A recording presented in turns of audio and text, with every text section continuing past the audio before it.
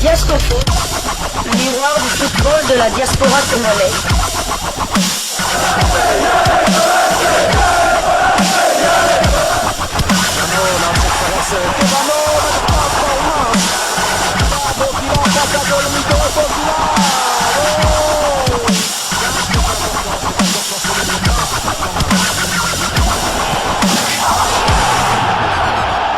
Diascofoot, le miroir du football de la diaspora congolaise.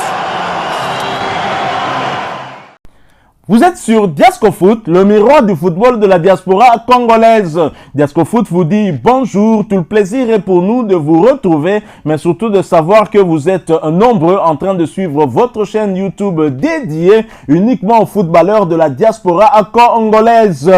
C'est l'heure de partager avec vous quelques news que nous avons pu récolter pour vous, des news concernant certains de nos internationaux ou des binationaux qui se sont illustrés dans leurs clubs respectifs, et cela dans le cadre de cette troisième livraison sportive de ce mardi 30 juillet 2024, une livraison que nous débutons par la France.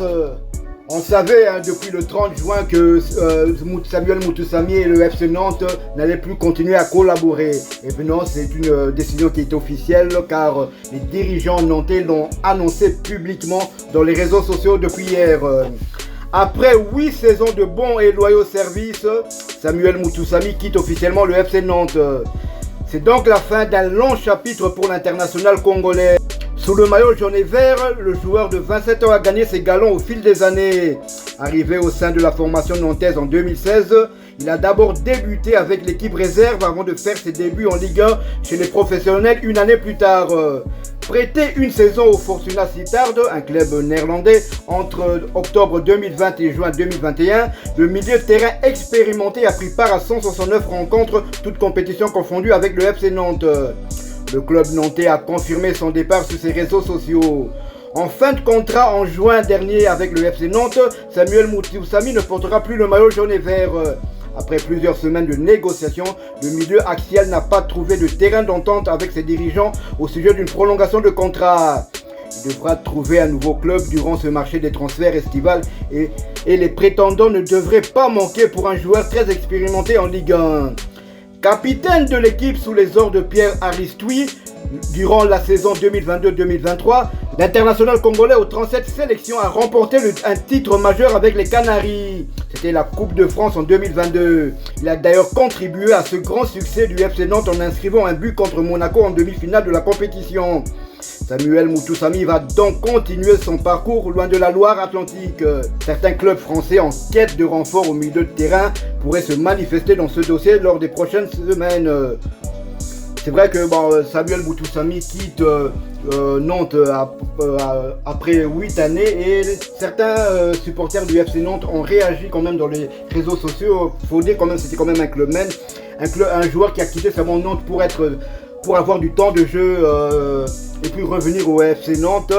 Mais c'est vrai qu'il n'a pas, on doit dire la vérité, d'un point de vue football, il n'a pas laissé vraiment une empreinte indélébile. Il ne va pas laisser quelque chose dans la mémoire des supporters du FC Nantes malheureusement. Mais c'est vrai qu'ils reconnaissent en lui un joueur qui donne tout sur le terrain, un joueur qui aime vraiment, qui mouille le maillot. Avec lui on peut compter sur lui quoi. Mais malheureusement, comme la plupart des supporters nantais, que je vais d'ailleurs lire quelques réactions des supporters nantais. Pas un grand joueur malheureusement, mais irréprochable vis-à-vis du club et de ses coéquipiers quand ils ont filé la tunique jaune lors des matchs. Titulaire ou remplaçant, il serait un très bon joueur de Ligue 2 je pense. Bravo et merci à lui. Je n'étais pas fan du footballeur, mais il faut reconnaître que beaucoup devraient s'inspirer de son état d'esprit, quasi irréprochable tout au long de ces 8 années. Bon vent Samuel. Technicité en dessous de la moyenne, efficacité nulle, mais beaucoup n'ont jamais montré un tel niveau de combativité que lui. Bonne continuation Samuel. Arnaud Rousselot, quant à lui, a dit « Super joueur, très combatif, avec une belle mentalité qui n'a pas le niveau d'un joueur titulaire de Ligue 1. Je lui souhaite quand même le meilleur pour la suite. » Pas le meilleur, loin d'être mauvais pour autant et encore moins tricheur, sûrement très mal utilisé, dommage. Pas le meilleur certes, mais surtout le plus combatif. Il n'a jamais rien lâché, a toujours tout donné pour notre maillot. Merci Samy et bonne continuation. Les Congolais dans la page de Nantes ont aussi réagi. KMB par exemple dit c'est mon joueur préféré, merci Samuel et merci au FC Nantes. Mais en général les Congolais disent que ils vont se désabonner de la page du FC Nantes car ils n'ont plus rien à faire là-bas car l'international congolais qui suivait là-bas ne figure plus. Il faut savoir que Samuel Moutoussamy se trouve actuellement sans club. Il n'est pas le seul dans ce cas. Il y a aussi Jordan Ikoko et Merveille Bob et Bokadi qui sont sous contrat et ils sont toujours à l'attente d'un nouveau club. Samuel Moutoussamy, le double poumon comme on aime à l'appeler ici.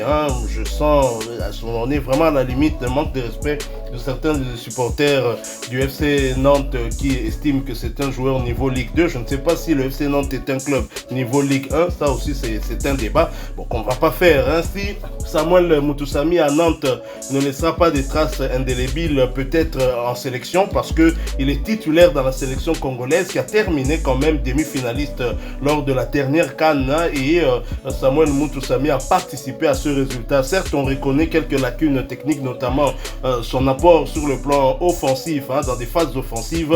Ce n'est pas vraiment ça, il aurait peut-être dû travailler cet aspect des choses, mais c'est un très bon joueur sur un plan défensif qui aide énormément sa défense et l'équipe. De ce côté-là, nous lui disons merci. C'est un cadre au sein de la tanière des Léopards et je pense que le FC Nantes n'aura plus un joueur comme lui.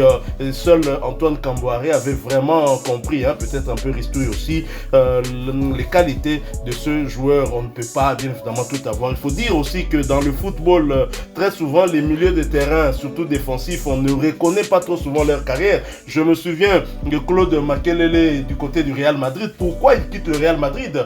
Le Real Madrid où il fait un énorme travail dans l'entrejeu de cette équipe, mais pas reconnu à sa juste valeur. Il a dû finalement quitter cette équipe-là. Et donc, Samuel Moutoussamy était aussi un peu dans ce même rôle. Bon, souhaitons bon vent au FC Nantes et à lui aussi. J'espère qu'il va trouver un point de chute parce que dans la tanière, on aura besoin d'un Samuel Moutoussamy plutôt en forme.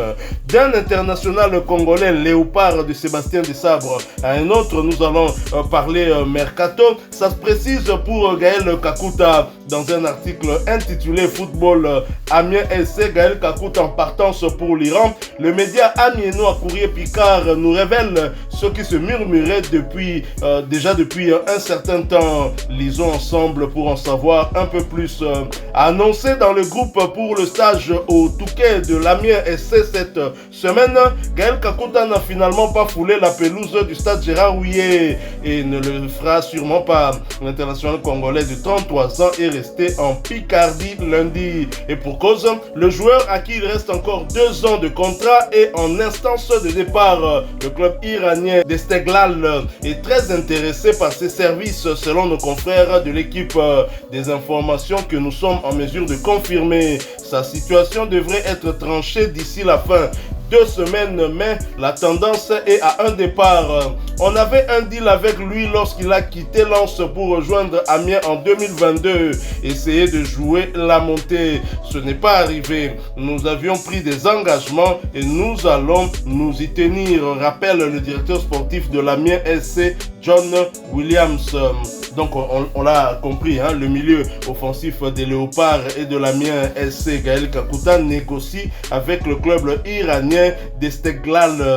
Et ce départ en Iran sera sans doute intéressant sur un plan financier pour le joueur de 33 ans. Mais sur un plan sportif, on a quand même des questions à nous poser. Personnellement, je doute que cela soit plus qu'intéressant. Et quid de sa carrière internationale? Est-ce que Gaël Kakuta en Iran, Sébastien Desabre pourra encore vraiment compter sur lui? Lui qui, alors qu'il est en Ligue 2, n'apporte pas vraiment ce qu'on peut rechercher au sein de la tanière. C'est lui le maître-homme du milieu de terrain des Léopards. Et quand Gaël Kakuta n'est pas en forme, ça balbutie. On l'a vu dans plusieurs matchs. Mais quand Gaël Kakuta ne serait-ce qu'en forme pendant 30 minutes, il peut occasionner des actions dangereuses qui terminent parfois en but. Gaël Kakuta Kakuta qui a vraiment bourlingué. Hein.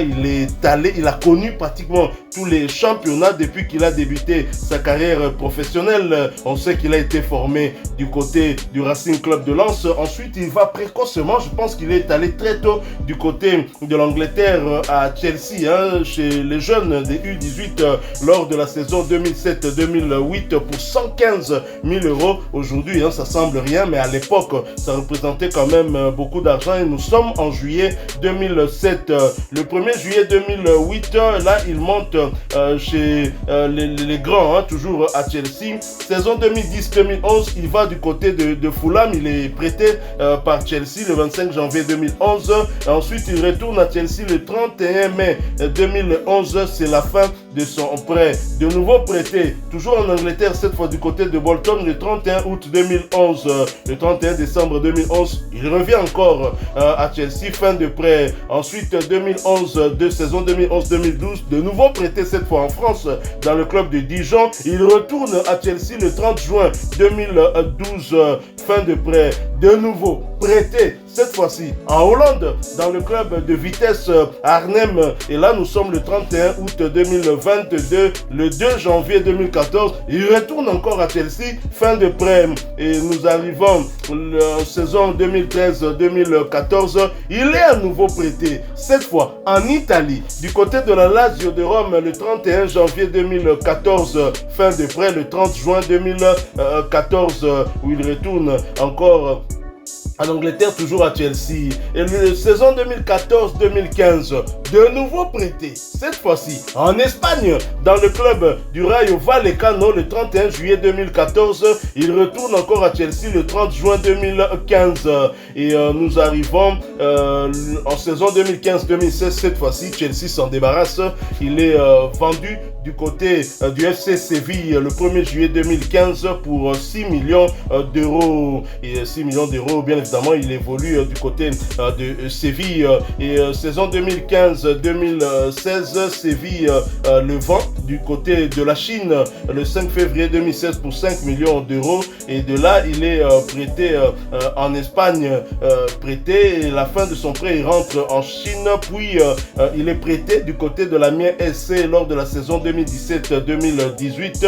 Et ensuite, le 30 juin 2018, il retourne en Chine, fin de prêt. Le Rayo Vallecano, club où il est passé en prêt, justement, va finalement le racheter pour la modique somme de 2 millions d'euros. Nous sommes le 13 juillet 2018. Et ensuite, c'est Amiens qui va l'acheter en saison 2019-2020, le 9 août 2019, pour 3 millions d'euros. Et Lens va le prêter du côté du Racing Club de Lens le 9 juillet 2020.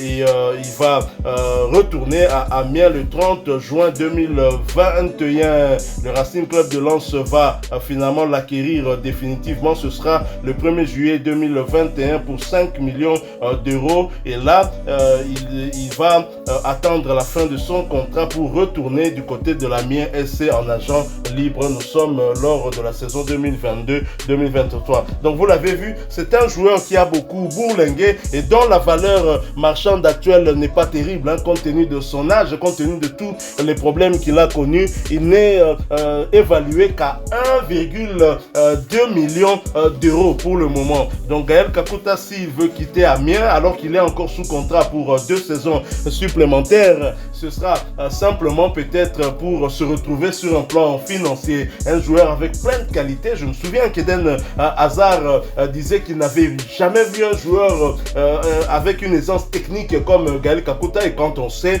que Eden Hazard a joué avec des plus grands joueurs, hein, des joueurs techniques, soit comme coéquipier, soit comme adversaire, le dire ainsi, c'est plus qu'un compliment. Et je crois que Gaël Kakuta a peut-être raté quelque chose. Est-ce que en allant du côté de l'Iran, dans la tanière, on peut encore espérer voir un Gaël Kakuta qui puisse apporter quelque chose à la tanière?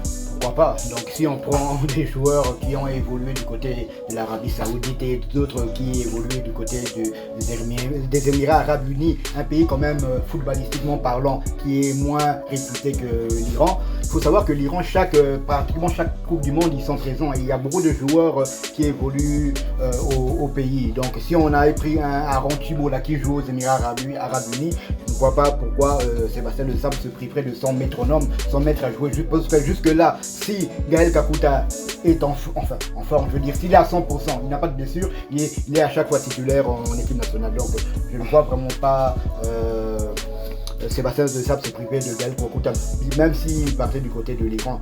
Mais je pense à mon avis que Gaël Kakuta mettra un terme à sa carrière, peut-être si l'aventure la RDC ne se qualifie pas pour la Coupe du Monde, mais je pense quand même qu'il voudra quand même aller jusque voir où la RDC pourra aller. Il n'a pas connu le continent de l'Amérique, hein, l'Océanie non plus, l'Afrique également. J'espère qu'après l'Iran et l'Asie, Moyen-Orient, il viendra peut-être en Afrique, pourquoi pas jouer au tout-puissant Mazembe, à l'ex-Veclev, on lui propose quelque chose. Visiblement, lui n'a jamais été contre à l'idée d'aller découvrir des nouveaux clubs, des nouveaux challenges dans des pays parfois exotiques. Pourquoi pas? Gaël Kakuta n'est pas fermé à l'idée de prendre son avion et d'aller même très très loin de sa France natale. Voilà, nous sommes arrivés à la fin de ce sujet. On ne peut que souhaiter bonne chance à Gaël Kakuta. Bon, rien n'est encore conclu. Les discussions continuent entre les différentes parties concernées. Si vous avez aimé ce sujet, laissez-nous un maximum de j'aime. Merci de partager avec nous en commentaire votre point de vue. Abonnez-vous sur cette chaîne Diasco Foot parce que nous sommes le miroir du football de la diaspora congolaise. Et n'oubliez pas d'activer la petite cloche de notification histoire de ne plus rien manquer des prochains sujets que nous allons vous proposer encore une fois. Merci à vous, avec espoir de vous retrouver bientôt dans un autre sujet d'actualité. En attendant, portez-vous bien et Diasco Foot vous dit au revoir.